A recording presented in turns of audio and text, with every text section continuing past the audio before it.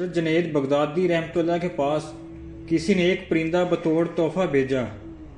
آپ نے اسے قبول فرما کر پنجرے میں بند کر دیا اور کچھ مدت اپنے پاس رکھ کر ایک دن اسے آزاد کر دیا۔ کسی نے پوچھا، حضرت آپ نے اسے آزاد کیوں کر دیا؟ آپ رحمۃ اللہ نے فرمایا، مجھ سے اس پرندے نے بڑی منت سے کہا تھا، اے جنید، افسوس ہے کہ تو اپنے دوستوں سے ملاقات کا لطف اٹھائے اور مجھے میرے دوستوں سے ملنے سے دور رکھے اور پنجرے میں بند رکھے۔ مجھے اس پر رحم آیا اور میں نے اسے چھوڑ دیا۔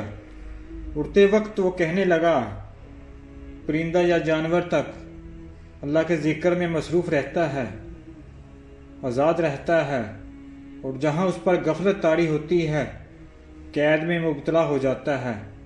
اے جنید، میں یاد الہی سے صرف ایک دن غافل رہا تھا، جس کی سزا میں مجھے پنجرے کی سخت سزا بھگتنا پڑی۔ ہائے ان لوگوں کا کیا ہوگا جو اکثر اوقات اللہ کے ذکر سے غافل رہتے ہیں۔ اے جنید رحمۃ اللہ علیہ، میں آپ کے سامنے پکا وعدہ کرتا ہوں کہ آئندہ کبھی ذکر الہی سے غافل نہیں ہوں گا۔ یہ کہہ کر وہ پرندہ اڑ گیا۔ پھر وہ پرندہ حضرت جنید بغدادی رحمۃ اللہ کی زیارت کے لیے آتا اور ان کے ہمراہ دسترخوان پر دانے وغیرہ بھی کھایا کرتا۔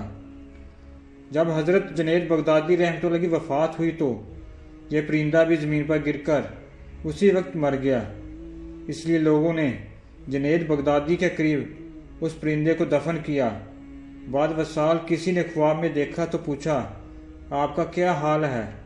انہوں نے جواب دیا، چونکہ اس پرندے پر میں نے رحم کیا تھا، اس لیے اللہ نے مجھ پر بھی رحم کیا۔